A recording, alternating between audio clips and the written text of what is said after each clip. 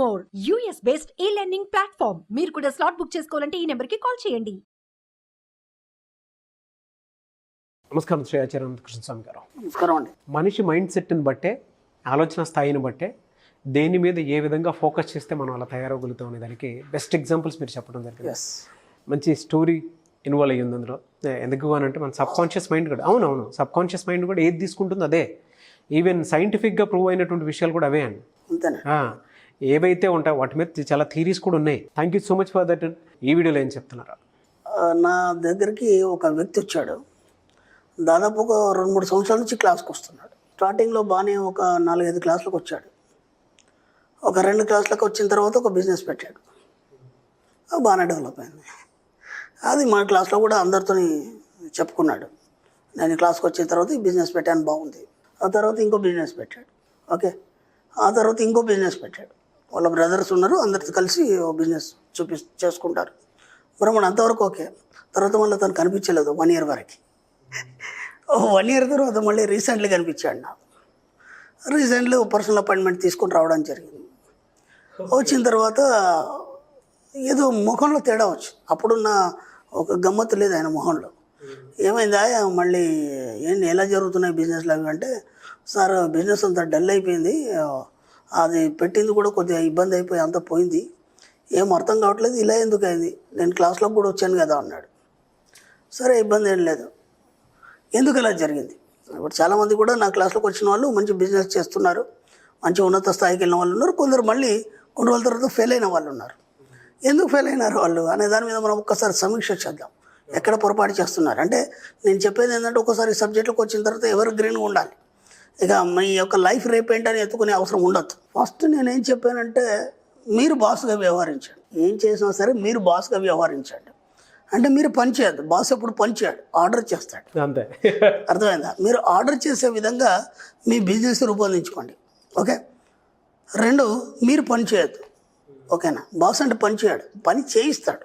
అంతే. ఎంత వీలైతే అంత ఆ బిజినెస్ గురించి మీరు ఆలోచించడం మర్చిపోవాలి. ఎందుకంటే మీరు ఏం చేస్తున్నారు, ఆ బిజినెస్ డెవలప్ చేశారు, ఇంకా దాన్ని ముందుకు తీసుకెళ్ళడానికి జనాల్ని మీరు ఎంప్లాయీస్ని మీరు పెట్టుకున్నారు. ఓకే, ఇప్పుడు వాళ్ళు దాన్ని డెవలప్ చేయాలి. మీరు జస్ట్ ఏం చేస్తారంటే వీక్షణంగా వీక్షించాడు తప్ప మీరు దాంట్లో ఇన్వాల్వ్ కావద్దు. ఇక్కడ అబ్బాయి చేసిన పొరపాటు ఏంటంటే, ఒక బిజినెస్ పెట్టాడు, మంచి ఇన్స్పిరేషన్, మన క్లాస్కి వచ్చిన అన్ని పాటించాడు రెగ్యులర్గా బ్రహ్మాండంగా. అది సక్సెస్ అయింది. సక్సెస్ కాగానే ఇమీడియట్లీ ఏం చేశాడు, ఇంకో బిజినెస్ పెట్టాడు. ఓకే, ఆ బిజినెస్ పెట్టేసి బయట వాళ్ళని ఎవరు పెట్టలేదు, వాళ్ళ బ్రదర్స్ ఒక 2 పెట్టాడు. తర్వాత ఇంకో బిజినెస్ పెట్టాడు. ఆ బిజినెస్కి వచ్చేసరికంటే అక్కడ జనాలు సరే ఎంప్లాయ్మెంట్ కావాలి కాబట్టి బయట నుంచి ఒక 4-5 తీసుకున్నాడు. ఇప్పుడు వాళ్ళు పని చేస్తున్నారు, వాళ్ళతో పాటు ఇతను కూడా ఈ 3 తిరుగుతూ పనిచేస్తున్నాడు. ఇప్పుడు ఏమైపోయిందంటే ఆ స్ట్రెస్ అంతా ఇతని మీద పడింది. ఒక 2 years వరకు 3 బిజినెస్లు అయిపోయినాయి బ్రహ్మాండంగా, ఇబ్బంది ఏం లేదు, మంచిగా నడుస్తున్నాయి అన్నీ. ఇప్పుడు ఏమైపోయిందంటే ఇతను ప్రతి దాంట్లో పాల్గొనడం అనేది మొదలైంది. ఇప్పుడు ఏమైపోయిందంటే ఈ 2-3 సంవత్సరాలలో ఒక స్థాయికి ఎదిగాడు. ఎదిగిన తర్వాత ఏమైపోయిందంటే మన సబ్జెక్టు మర్చిపోయాడు. అర్థమైందా? మీకు ఎన్ని ఆటంకాలు వచ్చినా సరే మన సబ్జెక్టులో ఒక తీరు ఉంది. నేను ఎడారిలో ఉన్నా సరే, ఓకే, నేను మంచి ప్రదేశాల్లో ఉన్నా సరే, నేను సముద్రం లోతులు ఉన్నా సరే, విశ్వం నాకు ఎప్పుడు తోడుండి నాకేం కావాలో అన్నీ సమకూరుస్తూ నన్ను ముందుకు నడిపిస్తుంది. ఇప్పుడు ఆ విషయాన్ని మర్చిపోయాడు ఆయన. మర్చిపోయి ఏం చేశాడంటే, ఇతను కూడా ఒక వర్కర్ లాగా వాళ్ళతో ఇన్వాల్వ్ అయ్యి ప్రతి దాంట్లో పాల్గొనడం వల్ల ఏమైపోయిందంటే, అసలు నీ యొక్క బిజినెస్ నువ్వు ఎలా ఊహించాలనేది మర్చిపోయాడు. ఇప్పుడు మన బిజినెస్ డెవలప్ కావాలంటే మనం బిజినెస్ చేస్తే డెవలప్ కాదు, మన సబ్జెక్ట్లో మనం దేంట్లో ఇన్వాల్వ్ కావద్దు. మనం ఏం చేస్తామంటే జస్ట్ రిలాక్స్ అయ్యి మనకేం కావాలనే దాన్ని ఇమాజిన్ చేస్తాం. మనం ఇమాజిన్ చేస్తే ఈ ఇమాజినేషన్ ఏదైతుందో ఈ పిక్చర్ అనేది అక్కడ డెవలప్ అవుతుంది. అది చాలామందికి తెలియదు. వీళ్ళు ఏమనుకుంటారంటే, ఇప్పుడు నేను ఆ సబ్జెక్ట్ పట్టుకున్నాను, ఏదో ఒక ఆఫర్ వచ్చింది, ఒక బిజినెస్ చేయాలి, ఆ బిజినెస్ నేనే దగ్గరుండి అన్నీ చూసుకోవాలి. ఇక్కడ మనిషి ఫెయిల్ అయిపోతాడు. అది అర్థమైందా? ఇక్కడ మనిషి ఫెయిల్ అయిపోతాడు. అందుకే నేను మన సబ్జెక్ట్లో కొన్ని సూత్రాలు ఉంటాయని చెప్పాను ఇంతకుముందు. దాంట్లో రాయించాను ఏమనంటే, నువ్వు బాస్గా వ్యవహరిస్తూ ఇతరులకు మీరే ఆర్డర్ చేసే విధంగా మీరు ఎదగండి. అక్కడ అతను బాస్ కాదు. ఎందుకంటే అన్ని బిజినెస్లు పెట్టి అన్ని వర్కర్స్ పెట్టి ఇతను వాళ్ళతో పాటు వెళ్ళి వర్క్ చేసి పొద్దున పోయి రాత్రి 10-10:30 వాళ్ళతో కూర్చుండి మొత్తం అది క్లోజ్ చేసేదాకా అన్ని అకౌంట్స్ అన్నీ చూసుకొని అప్పుడు రావడం అనమాట. ఎంత స్ట్రెస్ అయిపోతాడు మనిషి. ఉదయం లేచి నుంచి అవన్నీ వ్యవహారాలు ఈయనని ఆలోచించి ఎవరికి ఏం కావాలని అన్ని పంపించాలి. ఓకే, తర్వాత ఒకదానికి 1 by 1 వెళ్ళి అక్కడ అన్నీ చూసుకోవాలి వ్యవహారాలు. రాత్రి 10:30 వరకు మొత్తం స్ట్రెస్ అయిపోయినాడు. మెడిటేషన్ మర్చిపోయినాడు, మన మనీ మెడిటేషన్ మర్చిపోయినాడు, అసలు క్లాస్ ఏందనేది మర్చిపోయినాడు, ఎలా అఫర్మేషన్ చేయాలని మర్చిపోయాడు, ఎలా ఇమాజిన్ చేయాలనేది మర్చిపోయాడు. మళ్ళీ యాస్టీస్గా ఏమైపోయిందంటే అందరితో పాటు ఇతను కలిసిపోయాడు. మెల్లిగా బిజినెస్ ఏమైపోయిందంటే కొద్దిగా చిన్న డిస్టర్బెన్స్ రాగానే వాళ్ళందరికంటే ఎక్కువ ఇతనే ఆలోచించడం మొదలుపెట్టాడు. అలా మెల్లి బిజినెస్లు అన్నీ మళ్ళీ పడిపోవడం జరిగింది. కాబట్టి ఎప్పుడు కూడా మనం దాంట్లో ఇన్వాల్వ్ కావద్దు. మనము ఎలా ఉండాలంటే తామరాకు మీద నీటి బొట్టులాగా నువ్వేం చేస్తున్నావు అనేది నువ్వు పక్క నుండి దాన్ని చూడాలి తప్ప దాంట్లో ఇన్వాల్వ్ కావద్దు. అంటే నువ్వు ముందు బాస్ ఎదగాలి. బాస్ అనే లక్షణాలు ఏంటి అనేది ముందు తెలుసుకోవాలి. ఆ బాస్ లక్షణాలు ఎలా ఉంటాయి, అతను ఎలా ప్రవర్తిస్తాడు, ఎలా తన బిజినెస్ని ఆపరేట్ చేస్తాడు, ఈ లక్షణాలు తెలియకుండా నువ్వు బిజినెస్ వ్యాపారంలో దిగావనుకోండి మీరు వర్కర్గా మారిపోయి మళ్ళీ లాస్ అవ్వడం అనేది జరుగుతుంది. అక్కడ జరిగిన పొరపాటు అది. అలాగే ఇంకొక వ్యక్తి ఉన్నాడు. అతను ఏం చేశాడంటే బాగా నడుస్తుంది ఫ్యాక్టరీ, మంచి ఫ్యాక్టరీ, నడుస్తలేదు అని చెప్పేసి తర్వాత ఎందుకో మొత్తం ఆగిపోయిందని చెప్పేసి ఒకసారి నన్ను తీసుకెళ్ళి చూపిద్దామని తీసుకెళ్ళారు. సామాన్యంగా వాటిని నేను పట్టించుకోను, ఎందుకంటే అక్కడ పోతే మళ్ళీ వాస్తు జ్యోతిషాలు ఇవన్నీ అంటారు కాబట్టి నేను పట్టించుకోను. అయినా సరే వాళ్ళు బాగా రిక్వెస్ట్ చేసి తీసుకెళ్ళారు. తీసుకెళ్తే వర్కర్స్ లేరు, ఒక 2-3 ఉన్నారు వర్కర్స్. దాంట్లో అంతకుముందు 30 మంది వర్కర్స్ ఉండేది, ఇప్పుడు ఒక 2-3 ఉన్నారు. ఎందుకు అలా 2-3 వర్కర్స్ అయినారు? వాళ్ళ పిల్లాడు ఉన్నాడు, ఆ పిల్లాడు అంటే ఓనర్, అతనే అన్ని పనులు చేస్తున్నాడు అక్కడ ఆ ఫ్యాక్టరీలో. ఓకే, ఎందుకు ఇలా జరిగిందని ఆలోచన నేను చేస్తే తర్వాత నాకు అర్థమైంది ఏంటంటే ఆ పిల్లగాడు బ్రహ్మాండంగా నడుస్తుంది బిజినెస్.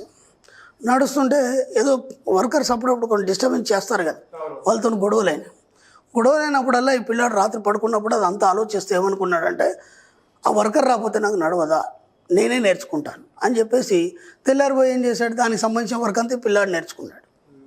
ఓకే, ఆ తర్వాత ఇంకో వర్కర్తో గొడవ అయింది. అయిన తర్వాత వాళ్ళని ఎలా మేనేజ్ చేయాలో అలా మేనేజ్ చేయాలి. కాకుండా ఏం చేస్తాడంటే మళ్ళీ ఆ పని నేను నేర్చుకోలేను అని చెప్పేసి అన్ని పనులు తను నేర్చుకున్నాడు. ఇప్పుడు విషయం ఏం చేస్తుంది, అన్నీ నువ్వు నేర్చుకున్నాక నీకు వర్కర్స్ ఎందుకు? అలా వర్కర్స్ అందరూ ఏదో పని మీద మొత్తం బయటికి వెళ్ళిపోయారు. ఇప్పుడు ఆ మొత్తం ఫ్యాక్టరీ మొత్తం ఈ పిల్లాడు నడిపించుకోవాలంటే ఎంత బర్డెన్ అవుతుంది. వర్కర్స్ లేకపోతే నీకు ప్రొడక్షన్ రాదు కదా. ఇప్పుడు నీకు ఒక 10 బస్తాలు వచ్చేది, ఇక్కడ 2 బస్తాలే వస్తున్నాయి. అప్పుడు ఆ ఫ్యాక్టరీ లాస్ అవుతుందా లేదా? అంటే మన ఆలోచన విధానంలో తేడా. ఇప్పుడు అన్నీ నేనే చేసుకుంటా అన్న తర్వాత విషయం అదే చేస్తుంది, అది చేసుకో అంటుంది. నువ్వు వర్కర్స్ మీద వదిలిపెట్టేసి వాళ్ళు బాగా చేస్తారు, బ్రహ్మాండంగా చేస్తారని నువ్వు చెప్తే కదా వాళ్ళు చేస్తారు.